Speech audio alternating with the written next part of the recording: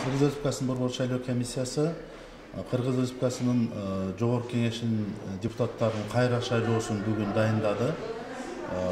Кыргыз Республикасынын президентин жана Жогорку Кеңештин депутаттарын шайлоо жөнүндө конституциялык мыйзамдын нормаларына ылайык кайра шайлоо Борбордук шайлоо комиссиясы тарабынан 2 айлык мөөнөттүн ичинде өтүүсү боюнча дайындалыш керек. Ошого ылайык Борбордук шайлоо комиссиясы бүгүн 2020 жылдын 20 декабрына Кыргыз Республикасынын Жогорку Кеңешинин депутаттарын шайлоо боюнча кайра шайлоо боюнча тиешелүү токтом кабыл алды.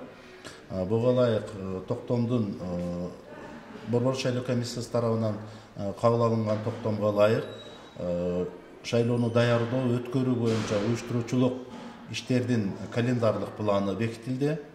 Ага ылайык бүт шайлоо мөөнөттөрү 3-төн 1-ге кыскартылып өткөзөт.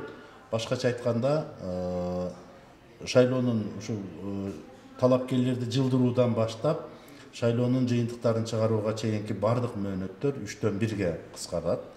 Андан сырткары Борбор шайлоо комиссиясы Жогорку Кеңештин депутаттарын шайлоосун даярдоо өткөрүү боюнча чыгымдардын сметасын бекитти.